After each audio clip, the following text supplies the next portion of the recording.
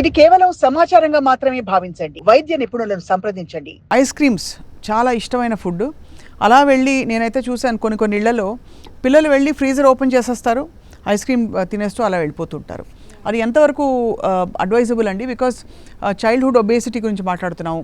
తర్వాత ఈ ఐస్ క్రీమ్స్లో కూడా కొన్ని చాలా పాపులర్ ఐస్ క్రీమ్ చైన్స్లో కూడా అంటే అక్కడ మొన్న రకరకాల కండిషన్స్ బయటపడ్డాయి, హజార్డస్ కండిషన్స్ అని మనకి తెలుస్తుంది. ఇప్పుడు ఐస్ క్రీమ్స్ అనేటివి మనం చూసుకొని తీసుకోవాలన్నమాట ఎప్పుడు కొన్నా కానీ. ఇప్పుడు అన్ని ఐస్ క్రీమ్స్ మిల్క్ సాలిడ్స్తోని ప్రిపేర్ చేయట్లేదు, వెజిటేబుల్ ఆయిల్స్ యూస్ చేస్తున్నారు ఐస్ క్రీమ్స్లో. సో అది బేసికలీ ఐస్ క్రీమ్స్ కావు, బట్ అది ఐస్ క్రీమ్ అంటే టేస్ట్ చూడడానికి కలర్ అపియరెన్స్ అంతా ఐస్ క్రీమ్ లాగే ఉంటుంది, బట్ అది ఫ్రోజన్ డెజర్ట్ అని అంటాం అనమాట.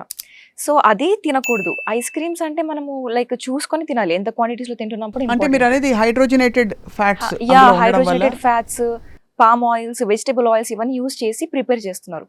అట్లాంటివి ఉన్నవి తినకూడదు, ప్రిఫర్ చేయొద్దు. అవన్నీ హెల్త్ కి హజార్డస్ అండి. డెఫినెట్లీ హజార్డస్, ఎస్పెషల్లీ చిన్న పిల్లలకి అంటే చాలా ప్రాబ్లం వస్తుంది. And trans fats, saturated fats చిన్నప్పటి నుంచి తీసుకుంటున్నట్టయితే ఈజీగా లైక్ డయాబెటీస్కి కానీ కార్డియోవాస్కులర్ డిసీజెస్కి ప్రోన్ అవుతారు.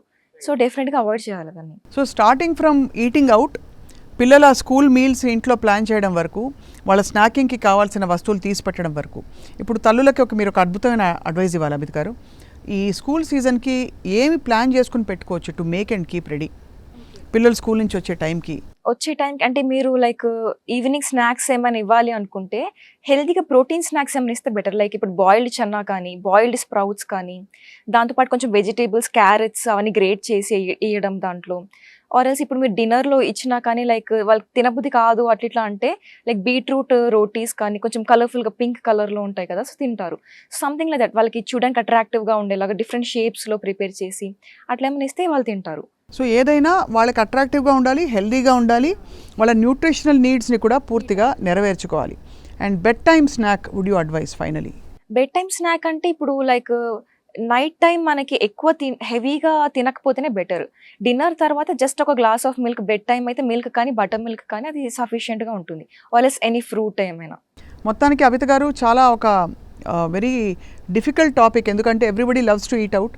అందులో ఇప్పుడు హైదరాబాద్ ఫుడ్ ప్యారడైజ్ అయిపోయింది. తినాలంటే అసలు 100 రకాల ప్లేసులు, వీటన్నిటికీ దూరంగా ఉండడమే బెటర్ అని అంటున్నారు మీరు ప్రస్తుతం ఉండే కండిషన్స్లో.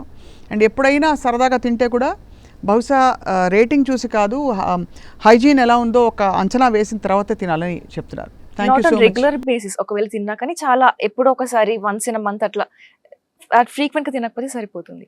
Thank you very much Amit గారు. చాలా యూస్ఫుల్ అండ్ ప్రాక్టికల్ టిప్స్ ఇచ్చినందుకు మీకు ధన్యవాదాలు. Thank you.